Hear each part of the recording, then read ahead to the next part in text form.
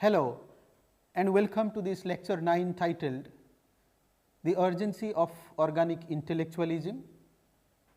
This lecture is part of the week 2 lecture series, which is again the part of the SOEM course on aspects of cultural studies.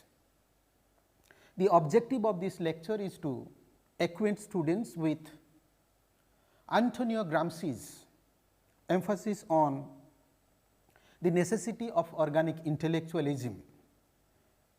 Organic intellectuals, as he describes in his essay called The Formation of the Intellectuals, published in his prison notebooks, written during 1926 to 1937. So, in this essay called The Formation of the Intellectuals, Gramsci emphasizes on how universities and colleges, even the civil society, should produce intellectuals who would not be silent like the old Marxist scholars or intellectuals or traditional intellectuals. Rather, these organic intellectuals should intervene, mediate in the public affairs, thereby bridging the gap or the diverse between the cleavage between the society outside the universities, institutions, colleges, or outside the classrooms, and universities, institutions or colleges as institutions for education, for social awareness and many such things. So, by learning about organic intellectuals, students will also understand how cultural studies would also borrow Antonio Gramsci's concept of organic intellectuals, and thereby the cultural studies theorists would formulate or would devise the natures and objectives of cultural studies. That is the connection between cultural studies and the necessity of organic intellectuals. And as we have spoken in our previous classes, the cultural studies theorists,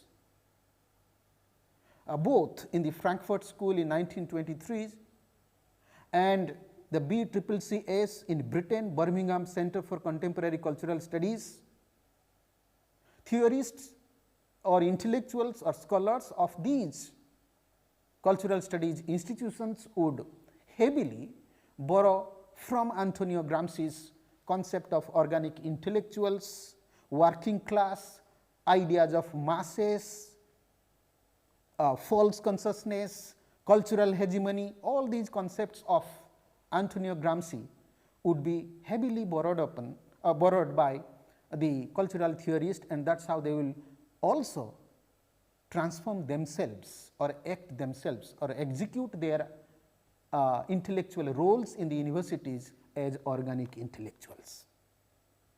Well, I can speak orally, but I think it would be very helpful for you if I take you to my slides, where you can actually note down certain things, certain concepts which are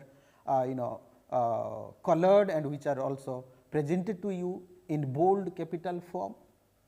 So, with this I take you to the slides where we will talk about what is organic intellectualism, how it came to be discoursed about by Antonio Gramsci, and how organic intellectuals are different from the traditional scholars intellectuals, as well as how organic intellectuals came against the Netopolitan intellectuals, which E. P. Thompson would talk about in his essay called Out of Well. So, these are some of the basic concepts, fundamental concepts, which Antonio Gramsci would talk about in his essay, as I have already spoken about the formation of the intellectuals in his prison notebooks, and understanding these concepts would enhance your understanding of the connections between cultural studies and Antonio Gramsci, particularly organic intellectuals. So, with this I take you to this slide. As you can see on your screen, Antonio Gramsci is attributed with several concepts, as I have already spoken about, and some of them are called hegemony and domination. Some of you might have been taught about these concepts. However, I will teach you again about these two concepts, so that you understand how these two concepts are part of the general culture, and culture which becomes the tool and objective of cultural analysis in cultural studies. So, primarily understanding these concepts and others which will be given to you in the next slides would enhance your understanding of cultural studies. If cultural studies is cultural analysis, then what do we do as cultural theorists or scholars in cultural analysis? So, we look at layers of cultural politics, hegemony, domination and other things, for example, false consciousness and other things. So, Antonio Gramsci, who lived from 1891 to 1937 and the founder of the Italian Communist Party, and who would be imprisoned by the fascist regime from 1926 to 1937. So, he would come up with this concept while being in prison. So, Gramsci developed the concept of hegemony and domination in prison, and as you know, Gramsci was imprisoned by the Italian fascist regime in 1926, and his much celebrated book called the Prison Notebooks were written between 1926 and 1937.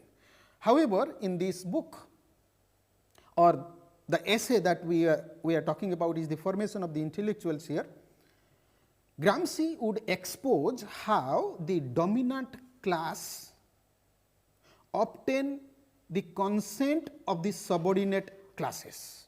For example, how the master class employs certain things through which they obtain the consents of the subordinate classes, the lower classes. And this is what Gramsci is telling, that they obtain the consent through a process of massive indoctrination. Indoctrination through education or through force, and through ideological predominance over the subordinate classes. So, and dominant class would bring in certain methods which could be physical, as in the case of domination, or which could be psychological or cultural, as can be in the case of hegemony, and that is how they create false consciousness about the subaltern classes. So, they believe they are meek, they are weak, they are uneducated, they are primitive, they are ruleless, like you have in the division between the Occident and the Orient, which Edward Said talks about.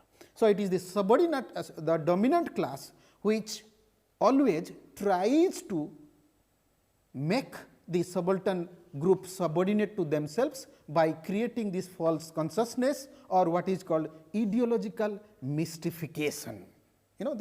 They create certain kind of mysteries or all around the subordinate classes, and the subordinate classes also believe in those mysteries. And that is why, my dear students, if you remember, Frantz Fanon, Ngugi wa Thiong'o and many other African writers would also point at how the Occidents as the dominant class or a race would create false consciousness amongst the black people. So, Black Skin White Mask is a result, a book where Fanon is talking about this false consciousness created by the dominant class. So, as cultural theorists, therefore, you have to decode decode the culture, the ideology, the action, the activities of the subordinate classes with reference to the ideology and the methods or the objectives or the politics of the dominant class. That is how Gramsci's concepts are very instrumental in understanding or in doing cultural studies. Then, according to Gramsci, he is distinguishing between what is hegemony and domination. For him, hegemony of a class or a social group manifests itself in two ways. Gramsci talks about cultural hegemony. please mark, cultural hegemony. So, this cultural hegemony is created through two ways. One is hegemony, which is by concept, hegemony by concept, which can be called as ideological state apparatus, as Louis Althusser talks about in his 1970 essay called Ideology and Ideological State Apparatus. So, hegemony is done on the subordinate class by consent, by psychological, cultural, very subtle, persuasive way, through language, through literature, through religion, So, your family or your religion, they are part of this hegemonic means. And he says hegemony can also be done through or achieved through domination, that is by force, military, police, guns, all such things are part of the dominating force, which is called by Louis Althusser called repressive state apparatus. So, police, law, court, guns, barbed wires, these are of RSA. So, that is how hegemony and domination are differentiated by Antonio Gramsci, and as cultural critic you have to look at how consent or consents are being produced by the dominant class and from the subordinate class. And what happens? Gramsci says, if the subordinate class do not give consent, do not agree either voluntarily or involuntarily, then the state uses force, coercion legally to discipline them. So, therefore, bourgeoisie hegemony therefore is always the armor of coercion of protection. So, a state or a dominant class would protect its power or status by using even coercion, military, law, police, barbed wires, guns, and they would say, they would justify it legally, and that they will do when they find that the subordinate classes are not agreeing or giving their consents to their ways of functioning. So, therefore, Gramsci says hegemony and dictatorship is indistinguishable. Force and consent are simply equivalent. Where there is discipline, there has to be force, and force and subaltern people's consent, they are simply equivalent. So, Gramsci is telling the omnipresence of either force, domination or hegemony in the state functioning. So, the state functioning is not merely political, therefore, it is cultural, because there are cultural metrics or cultural ways, means of running a state. So, as cultural critic or theorist or scholar, you have to understand even politics from the cultural perspective, even classes and class consciousness or protests, all such things from the perspective of hegemony and domination or cultural manifestations of hegemony and domination. So, you have to basically decode the encoded hegemony and domination in a particular culture. Gramsci therefore advocated for, in the place of this cultural hegemony or cultural domination, we need to have hegemony of the proletariat. Let the subalterns rise with their means of protecting their own objectives, their own interest, their own consciousness. So, as you saw on the slide, the idea of the functioning of a state or a society or a family or any particular group is interesting to the political or the politics of the workings of dominant ideology, dominant hegemony, domination of by the dominant group as well as the hegemony. So, culture therefore, as we have already spoken about, is not apolitical, rather culture is not neutral, but culture is very much political. So, as a theorist, as a critic, as a scholar and intellectual, one has to decode the encoded politics of culture entrenched in domination and hegemony in a given society. So, that is the task of a cultural theorist. So, when you do cultural studies, you need to look at these means of cultural politics, which is called cultural analysis in the terminology of cultural studies. We will move to the next slide, where we will talk about, as Gramsci talks about in the essay called The Formation of the Intellectuals, why these organic intellectuals were so important in understanding or in analyzing or in discoursing the political affairs or the civic affairs of the political society. For Gramsci it is called state, and affairs of the civil society, which is called the society, the public society. So, I will take you to the next slide, where we will discuss why these organic intellectuals were of significance for Antonio Gramsci and how they were posed against the traditional intellectuals as well as the Natopolitan intellectuals, which we will discuss in the third slide. As you can see on your screen, Gramsci talks about, it's very much Orwellian, like Orwell talking about all animals are equal, but some are more equal than the others. And Gramsci is echoing the same statement when he says all men are intellectuals, but not all men have in society the function of the intellectuals.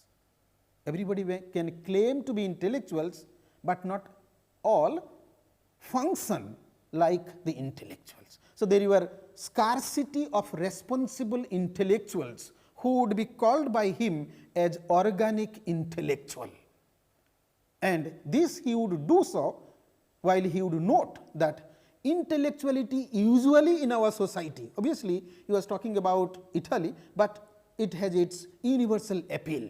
Usually intellectuality is traditionally associated with the men of letters, educated people, highly educated people, probably having a PhD or DLit or widely read.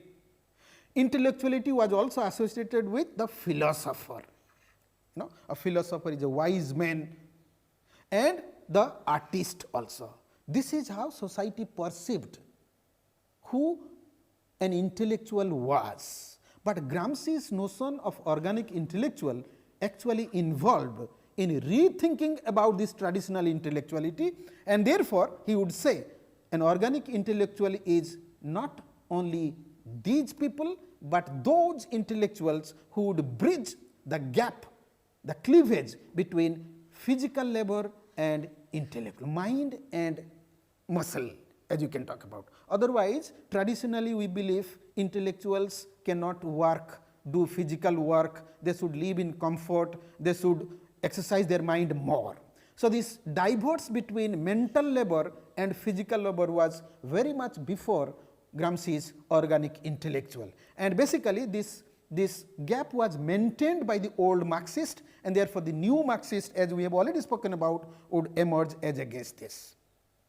Thus, Gramsci insisted that the mode of being of the new intellectual can no longer consist in eloquence, good speeches, rhetorical speeches in the classrooms. Now, this eloquence for Gramsci, that this is an exterior and momentary mover of feelings and passions, like a professor does in the classroom, talking very beautiful, posh, almost like the Englishman, emphasizing on pronunciation, emphasizing on grammar, tone, and obviously very beautiful speeches, eloquent speeches. He says these are the exterior part of intellectuality, but the active part, the real part of your eloquence or your speech, your teaching in the classroom would rest in the active participation in practical life. So, one or a professor and an intellectual who participates not only in eloquence, but he applies his speeches, his ideas, his teachings in the public life, in the practical life of the society, is actually an organic intellectual, and thereby his participation, combination of teaching, speeches with actions would make him as the constructor of society, ideas, theories and other things, organizer of people, ideas, and he is a permanent persuader. He will also inspire other people to join in this mental activity, physical activity. Like a researcher goes, leaves from the university or the colleges and goes to the field, stays with them, researches, participates. So, he is basically an organic intellectual, and therefore, he is not just a simple orator who would give beautiful speeches in the classroom or within the four walls, but one who would go back to the society and participate. So, this was what was required during 1950s, 1960s in Britain, in America, and most of the European countries. As we have already spoken about, there are so many things to be spoken about, starting from the the Suez Canal, the nuclear bomb test, the multicultural problem, the race problem, the problem of the gender, sexuality, and many other things. So, you needed an intellectual, organic intellectual who would participate in that, and that is how Gramsci would come up. According to Gramsci, organic intellectuals are always conscious of being linked organically. They are part of the structure of the society. So, they are conscious of being linked organically to a national popular mass. These are the words of Gramsci, national popular mass. So, he would be amongst the people to participate in the national and popular things, whether it is to do with culture or with trade or with commerce or with fashion, with politics, with farming, with peasants or any other things. So, he would always volunteer himself or think it as his responsibility to be linked, whereas the traditional scholar would try to keep himself bound to the four walls of the universities, or the boundary of the universities and classrooms. So, this is the difference therefore between the traditional scholars who would disassociate himself from public life and the organic intellectuals who would associate himself with the national popular mass and perform such role of organizing counter hegemony against, as we talked about, the cultural hegemony of the dominant class. So, therefore, Gramsci would talk that the organic intellectuals are mediators, interlocutors between the civil society and the political society. This political society is nothing but the state, having rules, having military, having constitution and other things. We call it nation state. So, this is how there would be the bridging of the gap that was lying prior to the new left, right, and with the old Marxist, the divorce between intellectual labor and physical labor, that would be abridged between by the organic intellectuals. So, there would be no distinction between physical labor or hierarchy between physical labor and intellectual labor. So, that is the role of the organic intellectual. Nevertheless, as you saw on this slide, that organic intellectualism was the necessity of the time, particularly at the backdrop of the new world experiences, which we have spoken about in our previous lectures. So, the new organic intellectuals were basically the new leftists like E. P. Thompson, like Stuart Hall, Raymond Williams, you had Hogarth and others. These new leftist scholars would come as an opposite, ideologically opposite group or people or scholars who would question the role of the old Marxists who segregated themselves to the four walls or the boundary of the universities and the classrooms. Now, we will talk about this Natopolitan scholar. Obviously, these Natopolitan scholars are not, the concept is not talked about by Antonio Gramsci. It is spoken about and described about E. P. Thompson in his article called Out of Well. So, I will take you, usually many of us are ignorant about these Natopolitan scholars or intellectualism, which was basically related with the old Marxist scholars who would not participate in the public affairs, but who would keep mum or silence about it. But people, we do not actually talk about Natopolitanism. So, we will talk about Natopolitanism in our next slide, so that you understand the importance of the organic intellectualism. So, I will take you to my next slide. Okay, so, this is to continue with the traditional intellectual. Next slide we will go to Natopolitanism. So, traditional intellectuals were those categories of intellectuals who were already in existence and which represent an uninterrupted historical continuity and who are in reality bound to the dominant class. It is like Marx's idea of bourgeois and proletariat, and over the course the proletariat also become the bourgeois. So, similarly, these traditional intellectuals were basically old Marxists, but then they did not bring in any change to their ideology, their participation. So, over the course they themselves became masses of the university or the dominant class. Whereas, in the same way these traditional intellectuals would always look for cultural links, and that would detach them, sharing elite cultural links. Traditional intellectuals posed themselves and they expected to be detached from the society, from the shifting currents of economic and political affairs. No link with the public affairs, as I have already spoken about. So, as against these traditional intellectuals who detached from the public life, the organic intellectuals could be drawn from any social class, but they were the dominant class. Now, organic intellectuals can come not only from the universities or colleges, but from the subaltern classes, from the rich classes, from the middle classes, from they can be women, they can be the common people, independent scholars, or maybe the highly educated people. So, organic intellectuals could be drawn from any social class, and every social group therefore requires a group of organic intellectuals. So, you have the black people need their own intellectuals, the Orients need their own intellectuals. For example, people in the marginal caste group or in the group of ability or disability or group of women, all these marginal categories can have their own organic intellectuals. Why? Because they are required, because they cater to their society. Homogeneity and an awareness of its own function, not only in the economic, but also in the social and political fields. So, these organic intellectuals would question the dominant class, and they would educate their own people, unite their own people, or agitate their own people about the economy of their life, of the politics, the religion, and other aspects of their life. So, that is how organic intellectuals were of much demand during 1950s and 1960s. So, now as we are talking about, I will take you to the Natopolitanism. So, this Natopolitanism was an active ideological pattern in mid 1940s.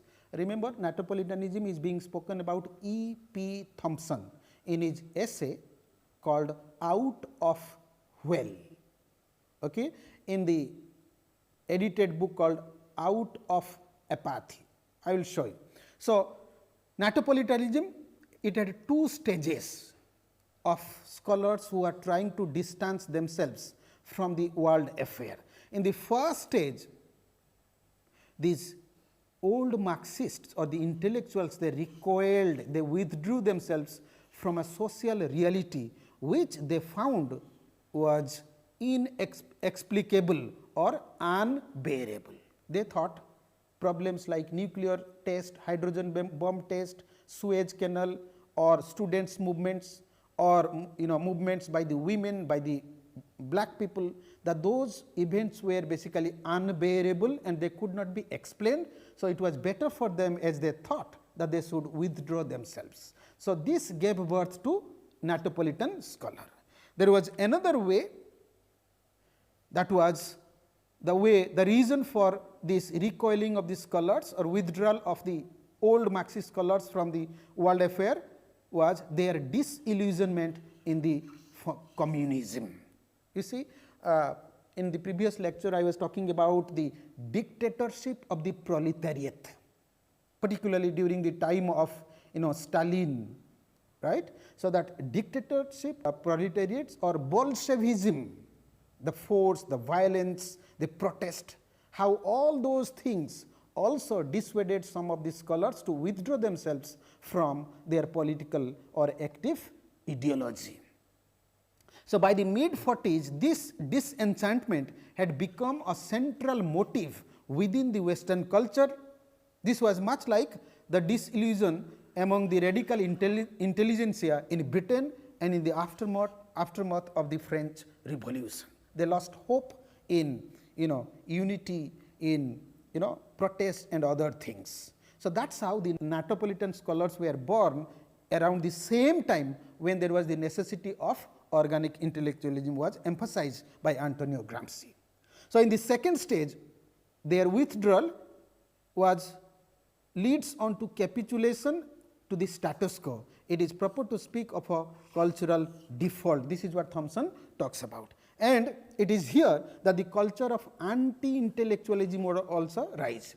Public or people would question the roles of the university's professors or the college intellectuals or the intellectuals who were independent. So, they would question what are they doing when European countries were undergoing these sudden overnight changes in working class, in culture, in commercialism, rise of consumer culture. So, there was a backlash against the intellectuals, right, and because this anti-intellectualism was because of this Natopolitan culture where the old Marxists were silent on the things, and this profoundly affected the efforts of the first new left, right. That is how you will see the rise of the new left. I mean, the focus was on the organic intellectual. However, it behoves that I must also share with you Gramsci's another concept which is called the word subaltern. Many of you know about this word subaltern, particularly through Gayatri Chakrabarty Spivak's 1988 essay called Can the Subaltern Speak. However, she would borrow it from Antonio Gramsci, and let us read what Gramsci talks about subaltern. And when you do cultural studies, obviously the best purpose of cultural studies is to help the subalterns, the marginals, the deprived, how to survive with equal opportunity, equal lifestyle or equal hope that the dominant class or the state also lives or live with, right. So, I will take you to the next slide where we will briefly talk about the word subaltern, which is part of this cultural studies. Nevertheless, our thrust was basically on organic intellectualism as opposed to the traditional intellectuals and the Natopolitan scholars. So, let us go to this slide. So, Gramsci uses this word. Remember, subaltern was not coined by Gramsci, it was used by Antonio Gramsci in his essay called Notes on Italian History. In the prison notebooks, this should have been underlined, prison notebooks, which was written between 1926 to 1937. This is the prison time of Antonio Gramsci. He was imprisoned by the fascist regime. And I am quoting Gramsci. He says, "The subaltern classes by definition are not unified and they cannot unite until they are able to become a state. They can become a state only when they have their own consciousness, not the false consciousness or the ideological domination that the state does on them."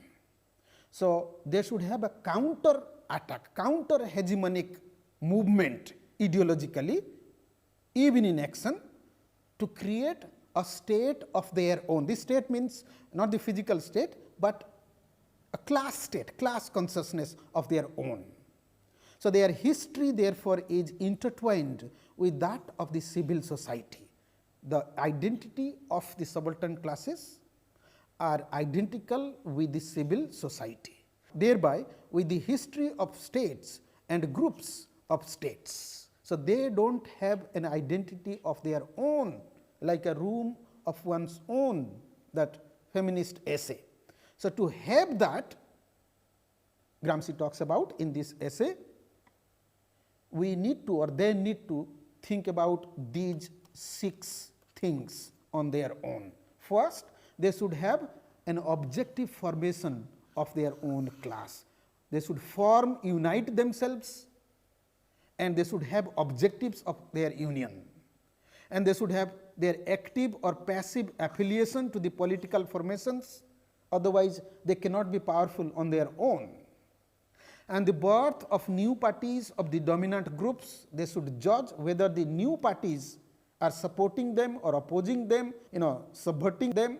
That is how they should also have their objectives, and their formations which the subaltern groups themselves produce in order to press claims of a limited and particular character.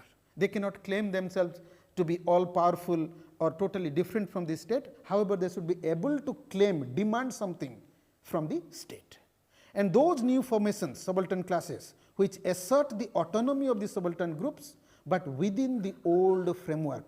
Please remember, they do not want to separate themselves, disassociate themselves from the state as a larger pattern or structure, but being within the state, they have to think of their own independent, autonomous, or let us say, very democratic, liberated identity. Those formations which assert the integral autonomy, remember the word integral, they are autonomous, but they are integrated to the larger system of the old framework, that is the state. So, when you read the cultural studies, you have to read the ideas such as organic intellectualism, such as false consciousness, such as cultural hegemony, such as group consciousness, subalterns and other things. And these are the building blocks or the political concepts that will help you in decoding the cultural politics. That is why I thought I should share with you Antonio Gramsci's idea of organic intellectualism as one of the several bases for the birth and the promotion and the development of cultural studies as well. So, this was all about for today's class. Nevertheless, I will show you my work cited, the references which you can always go on to net and read and develop your own ideas and come back to me, and I am here to obviously clarify you. So, here goes the references as you can see, and with this I thank you.